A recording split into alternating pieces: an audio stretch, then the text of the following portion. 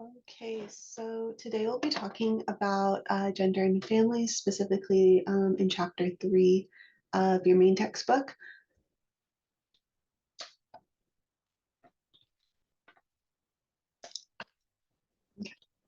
So for this lesson, we'll be covering the difference between sex and gender by clearly defining those two concepts. We'll also learn about gender socialization and how gender roles are taught throughout the lifespan and then reinforced by culture.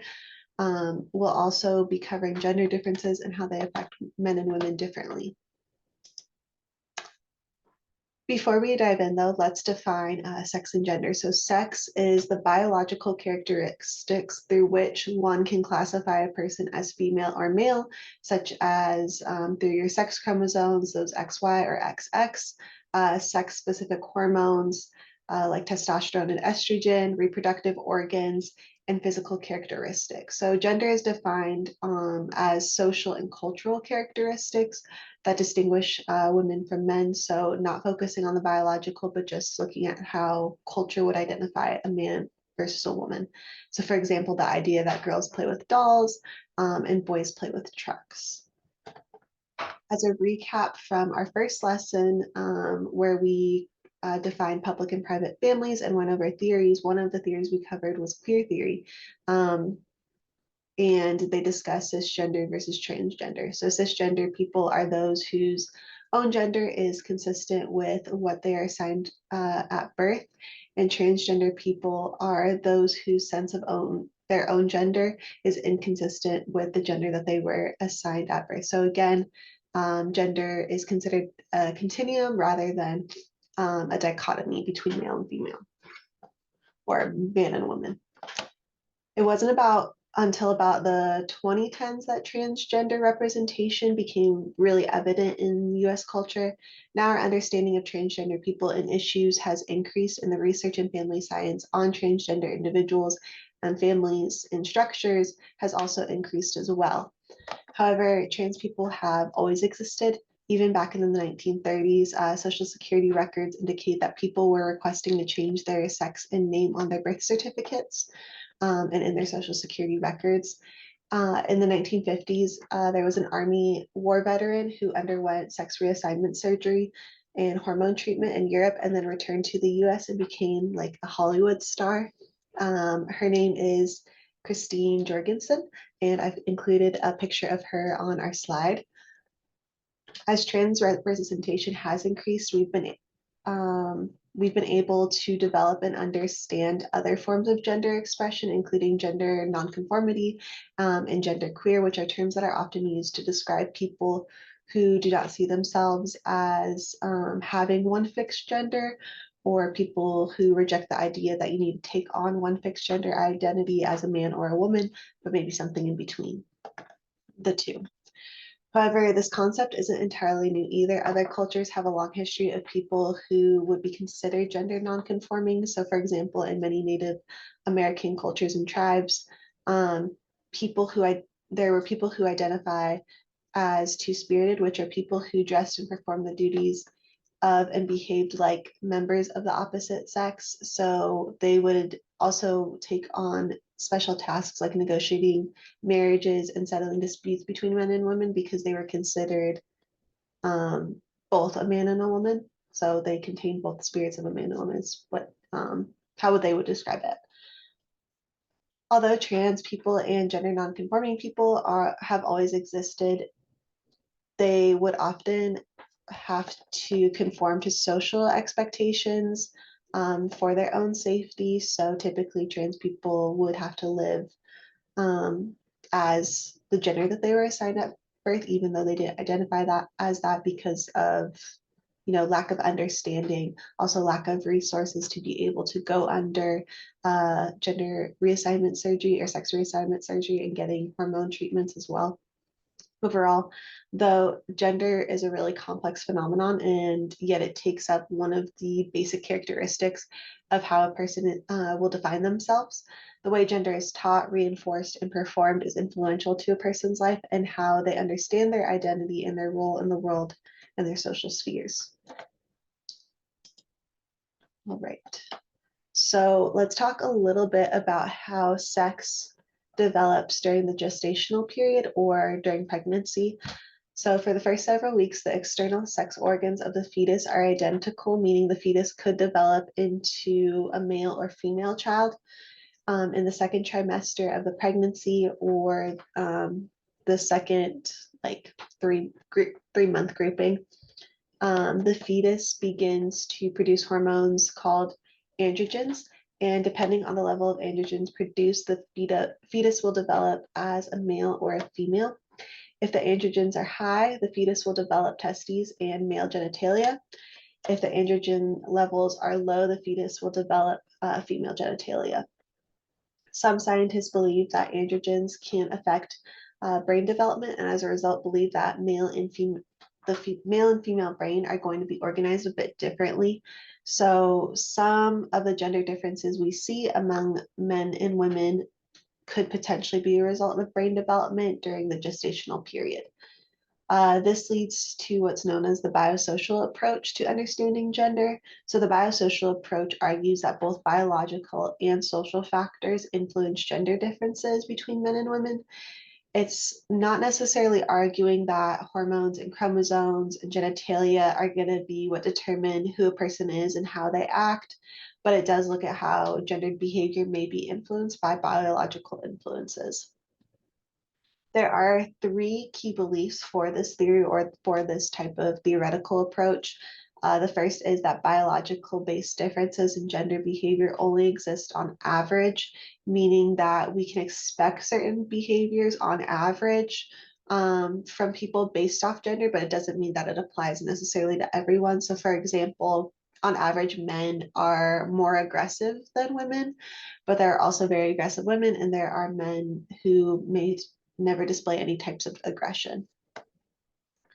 The second belief is that biological predispositions are dependent upon the environment in which the person is raised. So for example, a child who's predisposed to depression may not experience depression if they do not experience a traumatic event and are raised in a happy and stable home that provides them with positive coping mechanisms for any sadness they may experience, which may prevent the development of depression later on in life. Finally, social influences can counteract biological predispositions. So going back to that aggression example, men who are predisposed to aggressive behaviors may live in a society with extreme law enforcement and punishment for men who act aggressively, and their school curriculum may enforce non-aggressive behavior or bullying, things like that.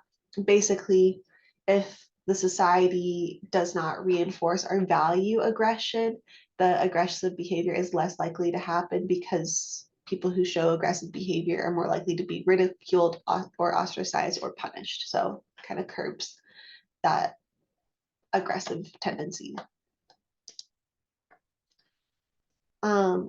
So as I mentioned during the biosocial perspective, we discussed socialization or the environment that you grow up in having an impact on your gender differences or how you display gender. Socialization specifically, though, is a process by which we learn and adapt to the ways a given society or social group does things so that we can adequately participate in it. So this typically happens with how people are raised, what behaviors are encouraged, how they are expected to act in certain social settings. Another theory that comes into play when trying to understand gender and how it's done is known as the socialization approach. So this kind of shifts away from the biosocial approach. So this theory argues that gender identification behavior are based on children's learning and that they will be rewarded for a set of behaviors considered appropriate for their sex or gender, but not for those appropriate for the other sex or gender. For example, a boy on his birthday may receive toy trucks, superhero toys, and dinosaurs as presents. But if he were to pick up a Barbie or a doll while shopping for toys with his parents, his parents might say something like, "You won't like that. That toy is for girls." So rewarded through getting more masculine gifts, but then discouraged from getting more feminine toys based off his gender. Typically, children are socialized by their parents, but the socialization tends to be a bidirectional process. So, for example, a girl who is disruptive or plays really rough may be punished more by her parents because they want a girl who may be a little bit more silent and a little more docile, more gentle, things like that. But a boy who cries and enjoys playing with feminine toys and is a little bit more docile and softer may be discouraged from doing so. And so the parents may encourage him to play rough and be loud while it's discouraged for their female child. When the boy is praised for playing rough or the girl is praised for being quiet and keeping to herself, their behaviors may change as a result based off the praise that's given. Media like books, TV shows, movies, and advertisements are also going to influence how children understand gender.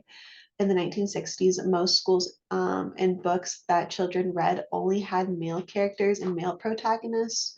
However, during the feminist movement, publishers and educators were encouraged to write books that included female characters, specifically female main characters, so that children could see themselves represented in their favorite books. Today, female main characters are about as common as male characters in books. Media like TV, movies, and video games and social media are also really prevalent in a child's life and have a really strong impact on gender socialization. So today, most kids are spending about 20 hours a week watching TV and about 4 hours on desktop, tablets, and other devices. If we look at video games too, we can see men being portrayed as muscular and aggressive, while women are portrayed as sexy or in revealing clothing.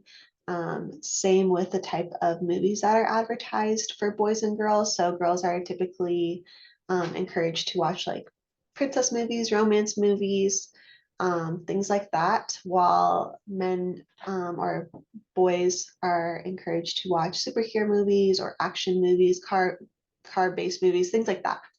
And the advertisements for those types of films are really geared towards the specific gender that they are targeting for their audience.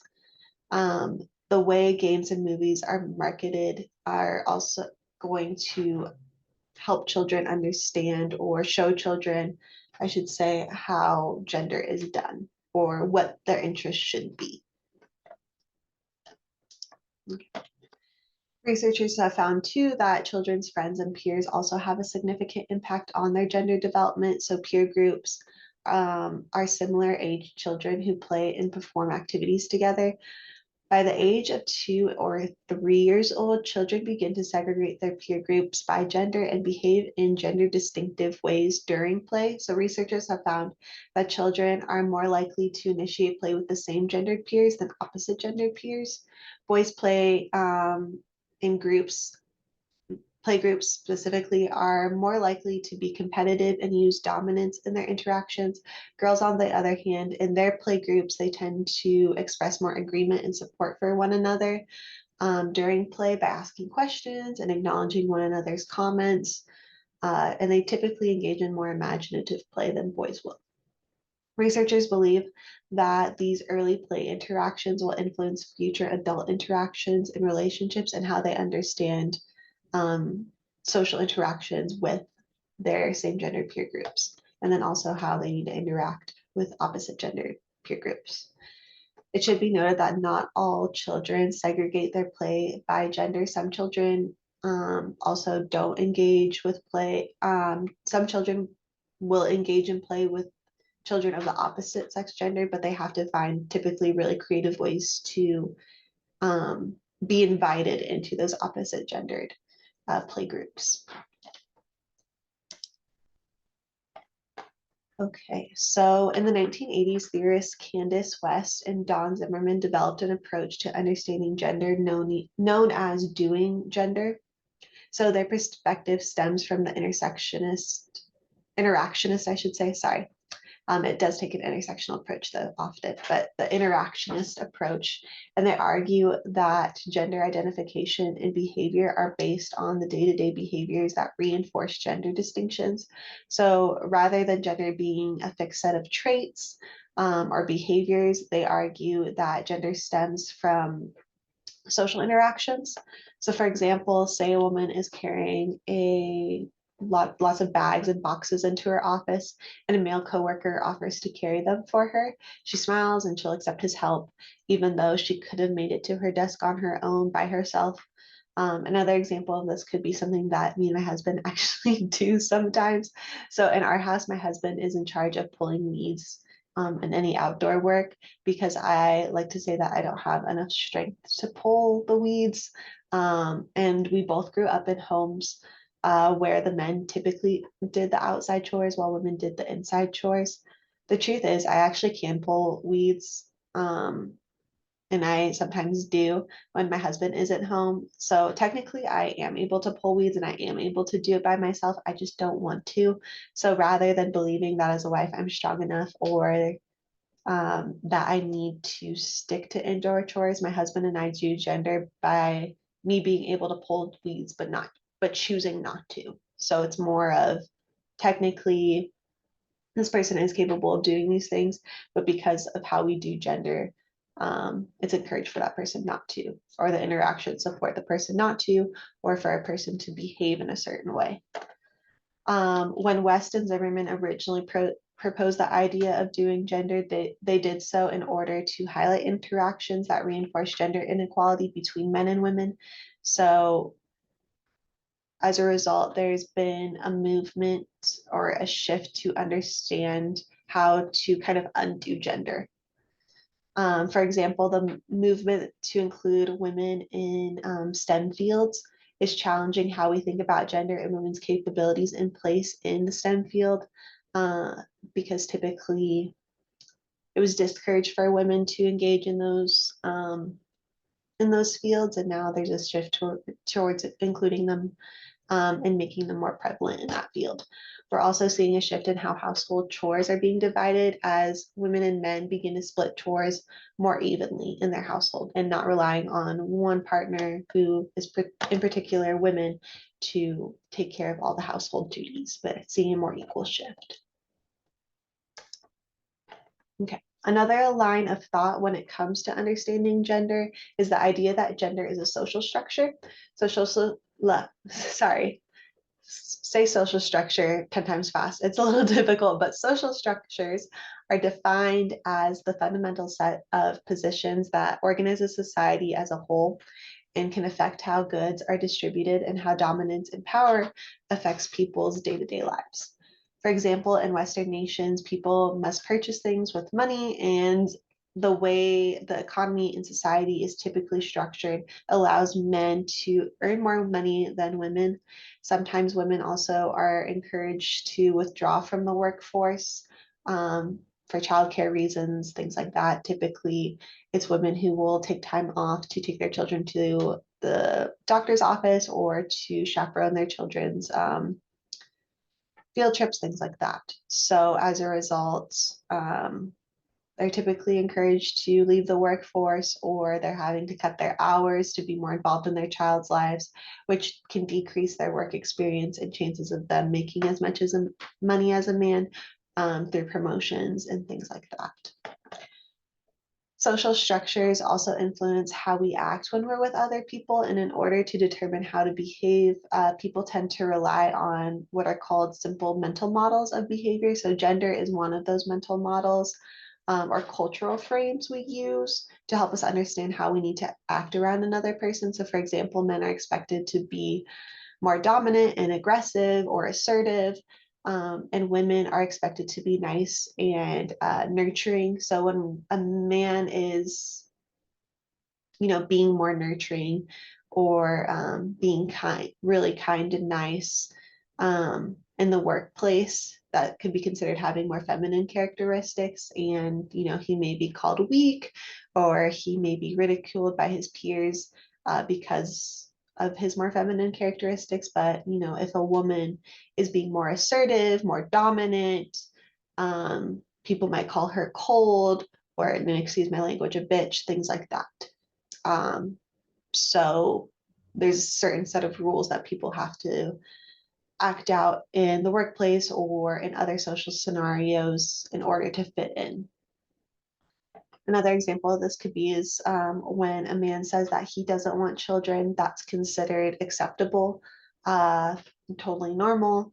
But if a woman says that she doesn't want children, people assume she's cold or that she'll change her mind eventually, because most people believe that women are nurturing and therefore want children. And so men and women will change their behaviors or characteristics to fit kind of expectations and to avoid ridicule. So throughout this lecture, we've learned how gender differences are produced and reproduced in a variety of ways and across multiple levels of interactions. For example, we've learned how there are some biological reasons for gender differences, but there's major overlap and similarities between men and women. So most gender differences are likely a result of daily interaction, socialization, and structural differences in society. Um, since the research in various social science fields argue that gender differences are constructed, there's been a shift to decrease gender inequality between men and women, which has resulted in women, in particular, gaining more freedom and equality. Although there's been a rapid change in regards to understanding gender and creating more equality, this change has slowed over time. So, for example, the amount of full-time female employees, or the amount of money, I should say, that a full-time female employee earns for every dollar a full-time employee male employee makes has not increased since 2005. So I think the gender wage gap right now is for every dollar a man makes, a woman makes about 30 or 83 cents. Sorry. Men have also increased their time spent on household chores and childcare, but that's begun to slow down over time. So we're moving towards more equality or an increase in stay-at-home dads or stay-at-home husbands. But again, that shift has decreased over time.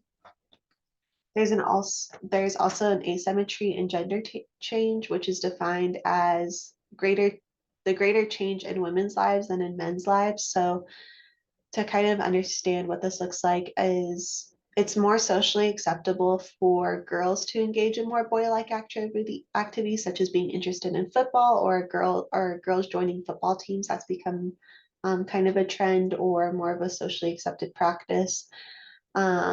And women, going into STEM fields, things like that, being women going towards more masculine traits or activities is becoming more acceptable. But when boys show interest in things that are typically girly, such as dance or cheerleading, or more caretaking fields like teaching, elementary school teachers, or being a kindergarten teacher, oftentimes they tend to be shamed, or uh, people kind of don't understand their interests. Like it's not as socially accepted as a girl joining football or a girl engaging in a STEM field.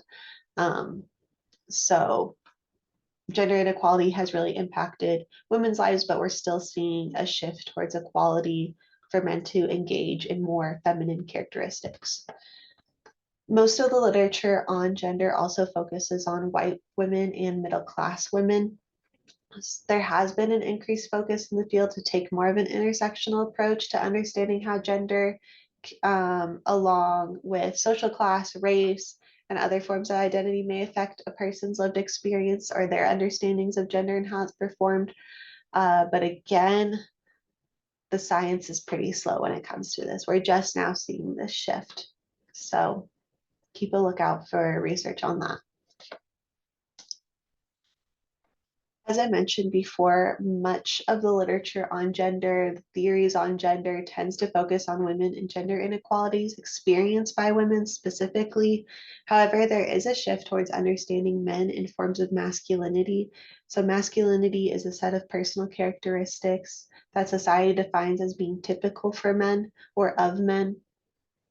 Researchers have rejected the idea that masculinity is a singular experience. Instead, we should think of masculinity as an essence, and there can be multiple types of masculinity that men can display.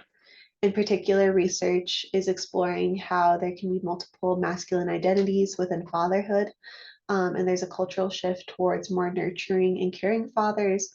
in the past, we saw fathers being more authoritarian or emotionally distant, just being cast in this light of being an economic provider. But now there's a shift towards men being involved in their child's life and not being just seen as a provider. Again, being masculine or being a man can be more than one thing and can change meaning as what we value in our society and in our culture shifts. Although we covered multiple perspectives over this course, let's refer back to sociology. So sociologists have studied gender and have made really important contributions to our understanding of gender. Researchers in this field have found that the roles men and women play in their family are largely socially and culturally constructed, and have argued that although biology may have an impact on gender, it can explain it can't really explain a majority of gender differences. Again, a lot of it is up to socialization practices, cultural understandings, and the idea of doing gender. Sociologists have also determined that shifts in social changes have led to changes in family dynamics and roles. So, for example, men's increased involvement as a loving and caring parent rather than a distant and authoritarian parent. Sociologists have also argued that gender differences sometimes reflect differences in power between men and women. These differences in power are not only found in the gender wage gap, but can also be found in families too, where husbands may hold more power um, through his economic standing in the family, or he may leave a lot of the household responsibilities to his wife. As we continue to learn more about family dynamics and context, gender will continually be brought up since it is incredibly relevant to how we understand family functions and their roles. But that's our lecture for today.